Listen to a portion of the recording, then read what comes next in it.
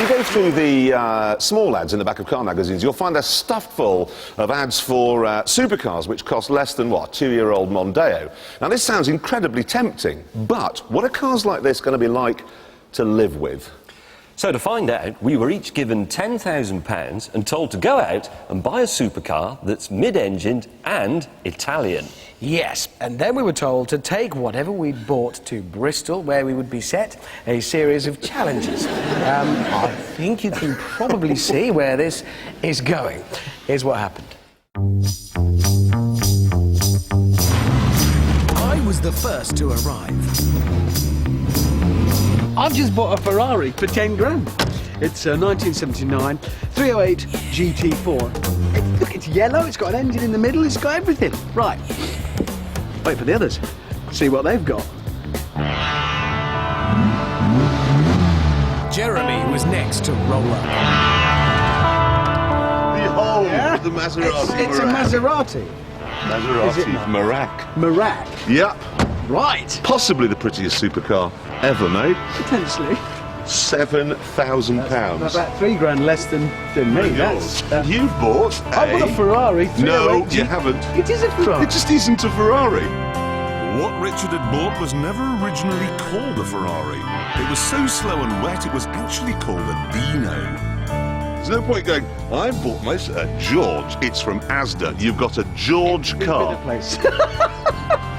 What's this? It's a spare wheel. Hang on, is this a V? They're a V6, aren't they? Yeah, but it's brilliant. Engine in this. Honestly, Really? the guy I bought it from just spent 10,000 quid rebuilding that engine. Sold the whole car for 7. Shows how much the rest of it's worth. So what? The headlamps. They work brilliantly. Ready? There you go. The headlights are on. Okay. No, you can see they're on if you get down here. Look, there they are. Look, can you see them? Yeah.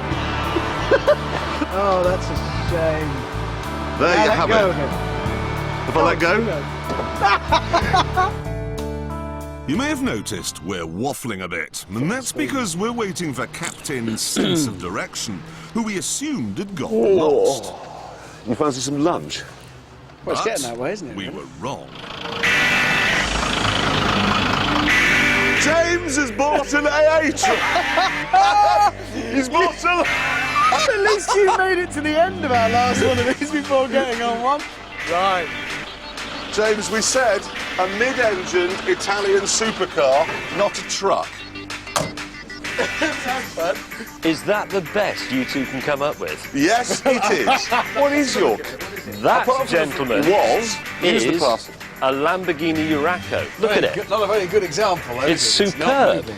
But James, let's cut to the chase. OK. It's on a lorry. It's an electrical problem. The Italians invented electricity, as we know. James decided the best form of defence was a But we'll see. I mean, I know about old cars, as you know, and I can look at this and with my trained eye I can tell you immediately that that is a pup. You've got a Look, I trained mean, eye, look- and you bought that. So, what had the production team got in store for us? Have a look. Don't Oh, yes. do that to my car! Your 70th supercar mission for today is to drive from Bristol to Spearmint Rhino in Slough. That's a lap dancing club. Is it? Oh, you don't know. Well, no, that's what these cars are about. OK, fair enough. You may not use the M4 itself, so we've got to go along the M4 corridor on the wiggly road. Swindon, Yeah, all of that. Reading. Maidstone. Your sense of direction. You mean Maidenhead? Oh, yeah. Maidenhead. So as long as he's got a sense of direction, he can get there. Maidenhead. As usual, points would be lost for unforeseen stoppages, and naturally there would be a series of challenges along the way. You there.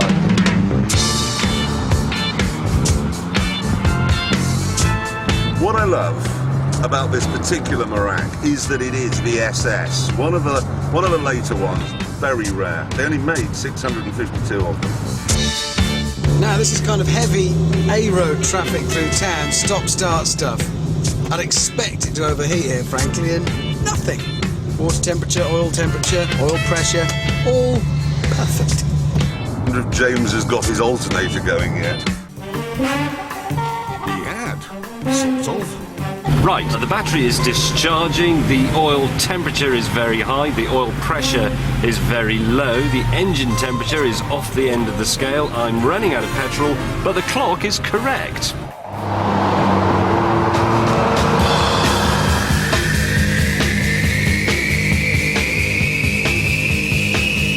Right, we're out of Bristol. No mechanical maladies to report. There's smoke coming out of the back of that thing. That's smoke. Hey? No, it's not a kit car. It's a Lamborghini. Philistine. I noticed my speedo is a bit optimistic. We were stuck behind a tractor earlier on that was doing 50, according to this. Never mind, could be worse. Yes, James had run out of electricity again. I just can't believe somebody's put a Ferrari badge on that when it isn't one. But there you are, you know, makes you happy. How can they say not a Ferrari? It was named after Enzo Ferrari's tragically dead son and built to fit old man Ferrari himself. What a marvellous day. Sun shining, Maserati to drive, endless scope for laughing at Hammond for buying the wrong car and James for buying one that doesn't work. Actually, I got my car working, and what a car! Of course, in its day, the Urraco was one of the fastest and most exciting four-seater cars you could buy. 142 miles an hour, 0 to 60 in about 6.5 seconds. That was ever such a long time ago, though. Meanwhile, Jeremy and I were nearing our first challenge. Castle Combe Racing Circuit. You have got to be kidding. Racetrack. That's when we see the Maserati come good. I'm feeling confident. So, why was nervous? You see, my car has a bit of a secret. At the back of it, there's a subframe which on a 308 holds the engine in and the wheels on, keeps them attached to the body, and it's just made of rust. Still, could be worse.